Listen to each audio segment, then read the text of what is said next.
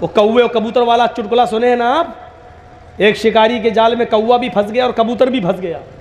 تو کوا بھی رو رہا تھا کاؤں کاؤں کاؤں, کبوتر بھی گڈر گڈر گڈر پھنس گیا. تو کوے کو غصہ آیا, کوے نے کہا چپ, گڈر گو کرتے کرتے کان پکا دیے میرے. تو کبوتر بولا تو بھی تو کاؤں کاؤں کاؤں کاؤں کر رہا ہے, تو نے تو میرے کان پکا دیے. تو کوا بولا میں تو اس لیے رو رہا ہوں کہ کبوتر بولا ارے میں تو اس لیے رو رہا ہوں کہ میں تو حلال ہوں, اور یہ شکاری مجھے جال سے نکالے گا اور کاٹ کے ذبح کر کے کھا جائے گا, مجھے تو کٹنا ہی کٹنا ہے, اس لیے میں رو رہا ہوں. تو نے کاؤں کاؤں کاؤں کاؤں کر کے میرے کان کائے پکا دیے, چپ. کوا بولا میں تم سے زیادہ پریشان ہوں. کبوتر بولا مجھ سے زیادہ پریشان ہوں؟ ارے تو حرام ہے, تجھے تو جال سے نکال کے اڑا دے گا شکاری, تیرا کیا کرے گا؟ یا پنجرے میں بند کر دے گا تو کھانا پانی دے گا, تو کٹے گا تھوڑی, ہمیں تو کٹنا ہے. کوا بولا چپ, کٹنا ہے. یہ جال کسی جاہل کا نہیں ہے جس میں ہم پھنسے ہیں, یہ ایک مولوی صاحب کا جال ہے جس میں ہم پھنسے ہیں. کبوتر بولا کیا کہ ہاں. تو کبوتر نے پوچھا کہ مولوی صاحب کا جال ہوا تو کیا ہوا؟ کرے مولوی پہ کوئی بھروسہ نہیں, کب کوے کو بھی حلال کا فتویٰ دے کے کاٹ کے کھا جائے. میں تم سے زیادہ پریشان ہوں, مولوی کبھی ہار مانتا نہیں, پتہ نہیں کب فتویٰ دے دے کوا بھی حلال ہے, یا یہ کہہ دے کالا کوا حلال ہے, یا یہ کہہ دے کہ 2 پیر والا کوا حلال ہے. اس کا کوئی بھروسہ نہیں, کب حلال کا فتویٰ دے اور ہم کو کاٹ کے کھا جائے. مولوی پیر کبھی نہیں ہارتا, کبھی نہیں. سب پریشان ہیں ان سے. پیر صاحب ہار ماننے والے کب ہیں؟ مولوی اور پیر کبھی ہار مانتا ہے؟ کبھی نہیں مانتا. جو جنت میں رہے اس انسان کو اللہ نے مومن کہا ہے, کامل مومن, کامیاب مومن. تو ہم اور آپ اس دنیا میں صرف کامیاب مومن بننے کے لیے آئے. دوسرے لفظوں میں یہ کہہ دوں کہ ہم اور آپ اس دنیا میں اپنے آپ کو جنتی بنانے کے لیے بھیجے گئے ہیں. جو انسان دنیا میں آنے کے بعد گناہوں سے دور رہ کر اپنے آپ کو جہنم سے بچا لیتا ہے اور جنت کے اندر اپنے آپ کو داخل کر لیتا ہے, وہ کامیاب انسان ہے. فمن زحزح عن النار وادخل الجنہ فقد فاز. جو جہنم سے بچا لیا جائے اور جنت کے اندر داخل کر دیا جائے وہ کامیاب ہے. آئیے اب جنت میں جانے والے لوگ کون ہیں اس کی ایک لسٹ پہلے میں آپ کے سامنے رکھ دیتا ہوں. گنیے, پہلا شخص جنت میں کون جائے گا, اور دیکھیے اس میں ہمیں کتنا روپیہ خرچ کرنا پڑ رہا ہے. جنت کو حاصل کرنے کے لیے کتنے روپے کی ضرورت پڑ رہی ہے, جبکہ ہم جہنم تو لاکھوں کروڑوں روپیہ خرچ کر کے خرید رہے ہیں, جبکہ جنت میں جانے کے لیے کوئی پیسہ نہیں. پہلا لفظ دیکھیے, پہلی حدیث دیکھیے, من قال لا الہ الا اللہ دخل الجنہ. جس نے کہا لا الہ الا اللہ وہ جنت کے اندر داخل ہوگا. ہم اور آپ مسلمان ہیں, ایمانداری کے ساتھ بتائیے لا الہ الا اللہ کہنے میں کتنی دولت خرچ ہو رہی ہے اور کتنا روپیہ خرچ ہو رہا ہے. جس نے اس بات کا اقرار کیا کہ اللہ کے علاوہ کوئی معبود نہیں, دخل الجنہ وہ جنت میں جائے گا. ہاں لیکن شرطیں ہیں اس کے ساتھ, ورنہ لا الہ الا اللہ تو مہاتما گاندھی بھی کہتا تھا, اور آج بھی بہت سے سیاسی لیڈران نیتا لوگ دوسرے دھرم کے جو ہوتے ہیں وہ آپ کے اسٹیج پر کبھی آتے ہیں تو آپ کا ووٹ لینے کے لیے وہ ٹوپی بھی لگا لیتے ہیں, نماز مسجد میں بھی چلے جائیں گے اور روزہ افطار بھی کر لیں گے آپ کے ساتھ, اور آپ کے منچ پر آ کر قرآن کی آیتیں بھی سنا دیں گے اور لا الہ الا اللہ بھی پڑھ لیں گے. اسی لیے اللہ تعالیٰ کے نبی نے دوسری جگہ شرط لگائی ہے, من قال لا الہ الا اللہ صدقا للقلب دخل الجنہ. جس نے لا الہ الا اللہ کہا دل کی سچائی کے ساتھ, دل سے یہ کلمہ پڑھا اور دل سے اس بات کی گواہی دی کہ اللہ کے علاوہ کوئی معبود نہیں, وہ کہاں جائے گا؟ جنت میں. اور ایک حدیث کے اندر اللہ کے نبی صلی اللہ علیہ وسلم نے فرمایا کہ لا الہ الا اللہ مفتاح الجنہ، لا الہ الا اللہ جنت کی کنجی ہے، جنت کی ہے، جنت کی چابی ہے۔ صحابہ نے کہا اللہ کے رسول جب لا الہ الا اللہ کہہ دیا اور جنت کی چابی مجھے مل گئی تو ہم تو جب چاہیں گے تب جنت کا تالا کھول لیں گے۔ بھائی لا الہ الا اللہ لیجئے، ہم نے پڑھ لیا، جنت کی چابی ہمیں مل گئی، اب ہم تو جائیں گے جنت کا تالا کھولیں گے اور جنت میں داخل ہو جائیں گے۔ اب ہمیں نماز پڑھنے کی، روزہ رکھنے کی، حج کرنے کی کیا ضرورت ہے؟ جب لا الہ الا اللہ ہی جنت کی چابی ہے تو اور عمل کرنے کی کیا ضرورت ہے؟ تو اللہ کے نبی مسکراتے ہیں اور کیا کہتے ہیں؟ ہاں صحیح کہہ رہے ہو، میں جانتا تھا تمہارے دماغ میں یہ بات آئے گی۔ تو اللہ کے رسول نے کیا فرمایا؟ لا الہ الا اللہ مفتاح الجنہ لیس لہ اسنان، لا الہ الا اللہ جنت کی چابی ہے لیکن اس چابی کے اندر دندانے نہیں ہیں۔ کبھی بھی آپ نے دیکھا ہوگا چابی جو آپ کے پاس ہوتی ہے، چاہے گھر کی ہو یا موٹر سائیکل کی ہو یا فیکٹری کی ہو، اس چابی کے اندر ہلکے ہلکے گڈر بنے ہوتے ہیں، گڈر دانے ہوتے ہیں اس کے اندر۔ اتنی بڑی چابی ہے تو یہاں دانے، یہاں مطلب گڈھے بنے ہوتے ہیں۔ سمپل چابی سے آپ کا تالا نہیں کھلے گا جب تک گٹر نہیں ہوں گے اس کے اندر، دندانے نہیں ہوں گے اس کے اندر۔ تو اللہ کے نبی نے فرمایا لا الہ الا اللہ چابی تو ہے لیکن سمپل چابی ہے، اس کے گٹر نہیں ہیں، اس کے دانے نہیں ہیں۔ اور جنت کا تالا کھولنے کے لیے اس چابی میں گٹر بنانا پڑیں گے، اس چابی کے اندر دندانے بنانا پڑیں گے، اس چابی کے اندر گڈھے بنانا پڑیں گے، تب تالا کھلے گا۔ تو صحابہ نے کہا اللہ کے رسول پھر ایسی چابی کا کیا فائدہ جس میں دانے ہی نہ ہو؟ آپ دے ہی رہے ہیں تو ایسی چابی دیجئے کہ جس کے اندر گڈر بھی ہوں، دندانے بھی ہوں اور ہم تالا کھول سکیں۔ تو اللہ کے رسول صلی اللہ علیہ وسلم نے فرمایا کہ اسنانہ، اس کے دندانے، اقام الصلاۃ و ایتاء الزکاۃ والحج و صوم رمضان، یہ اس کے دندانے ہیں۔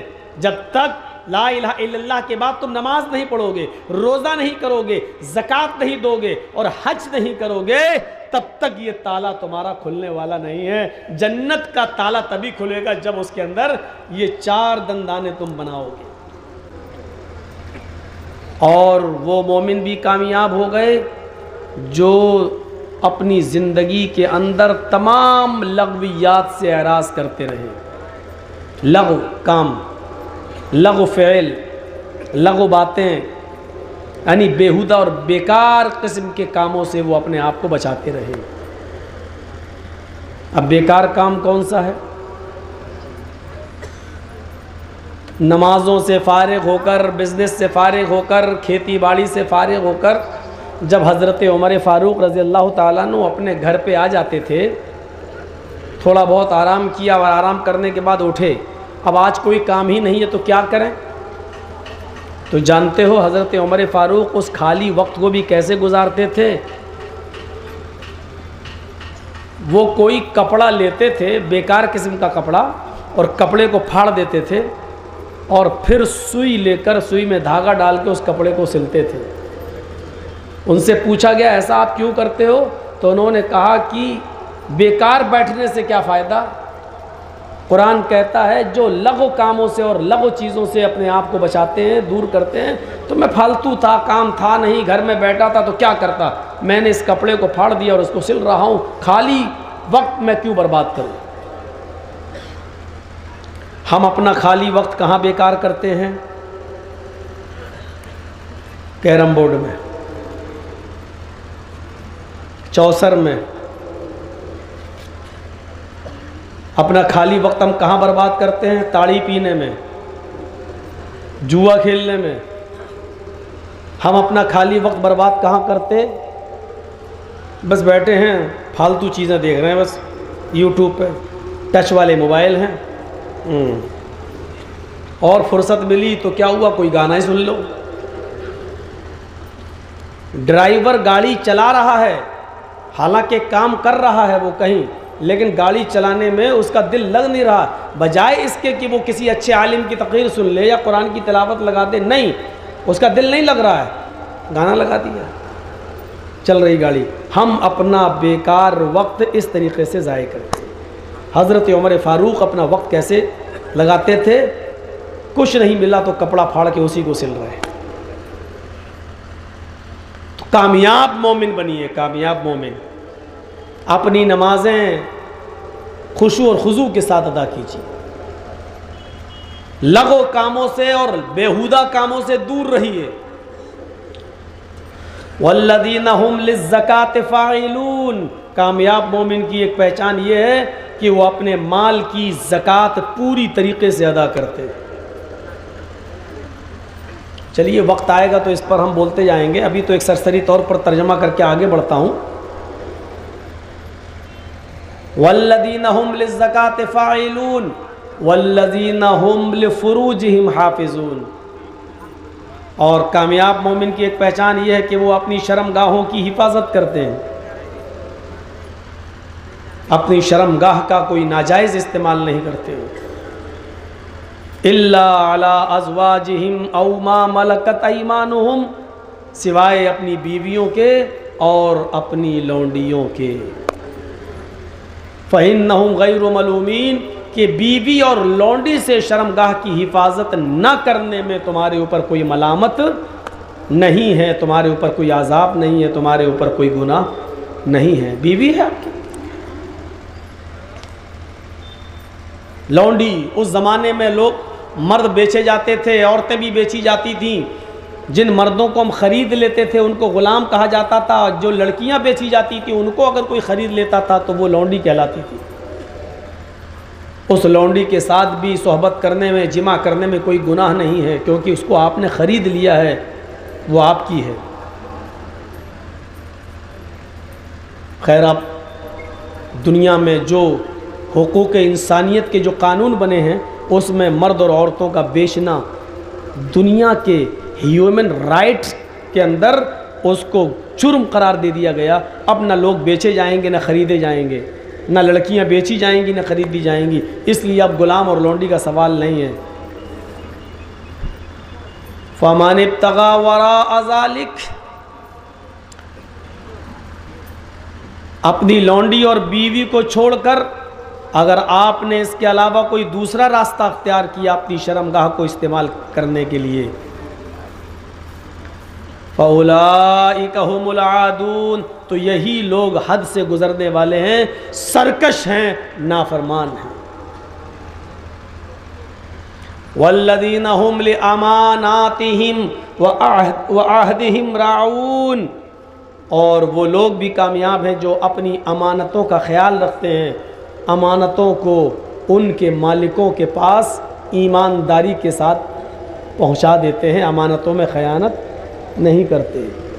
وَعَهْدِهِمْ رَاعُونَ، اور اپنے عہد پر قائم رہتے ہیں، اپنے وعدے پر قائم رہتے ہیں، جو زبان سے نکل گیا اس پر وہ قائم رہتے ہیں، اپنے وعدے پر ڈٹے رہتے ہیں۔ وَالَّذِينَ هُمْ عَلَىٰ صَلَاتِهِمْ يُحَافِظُونَ، اور جو پانچوں وقت کی نمازوں کی مکمل حفاظت کرتے ہیں، ان کو وقت پر پڑھتے ہیں۔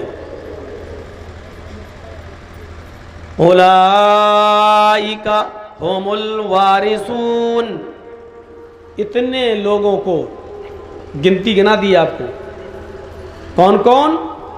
جو نمازوں میں خشوع اور خضوع برتتے ہیں، ایک، جو لغویات سے، لغو کاموں سے دور رہتے ہیں، دو، زکوٰۃ کی ادائیگی پوری طریقے سے کرتے ہیں، تین، اپنی شرمگاہوں کی حفاظت کرتے ہیں، چار، اپنی بیوی اور لونڈی کے علاوہ وہ کہیں اور اپنی شرمگاہ کا استعمال نہیں کرتے۔ اس کو چاہو تو پانچویں چیز میں جوڑ سکتے ہو، چاہو تو نہیں بھی جوڑ سکتے ہو۔ والذین هم لاماناتہم، چھٹی چیز، امانتوں کا خیال رکھتے ہیں اور امانتیں ان کے مالک تک پہنچا دیتے ہیں، امانتوں میں خیانت نہیں کرتے، اور جو نماز کی پوری طریقے سے پابندی کرتے ہیں، محافظت کرتے ہیں اور ٹائم پر نماز پڑھتے ہیں۔ حفاظت صلاۃ کا مطلب یہ ہے، اب ظہر کا وقت اگر 12:30 بجے ہو رہا اور آپ 1:30 بجے نماز پڑھ رہے ہیں تو یہ حفاظت صلاۃ نہیں ہے۔ ظہر کی، عصر کی نماز کا وقت اگر 3:15 پہ ہو رہا اور آپ 4:30 بجے عصر کی نماز پڑھ رہے ہیں تو آپ نماز پڑھ تو رہے ہیں لیکن حفاظت صلاۃ نہیں ہے، یہ نماز کی محافظت نہیں ہے۔ نماز کی حفاظت، محافظت صلاۃ یہ ہے کہ آپ نماز کو اس کے وقت پر پڑھیں۔ اتنی چیزیں گنانے کے بعد اللہ نے کیا کہا؟ اولئک ھم الوارثون، اور جو اپنے عہد و پیمان وعدے پر قائم رہتے ہیں، یہ کون لوگ ہیں؟ اولئک ھم الوارثون، یہی مالک ہیں، یہی وارث ہیں، کس کے؟ الذین یرثون الفردوس، یہی جنت الفردوس کے وارث ہیں، یہی جنت الفردوس کے مالک ہیں، یہی جنت الفردوس میں جائیں گے۔ الذین یرثون الفردوس ہم فیہا خالدون، اور ہمیشہ ہمیش کے لیے اسی جنت کے اندر رہیں گے۔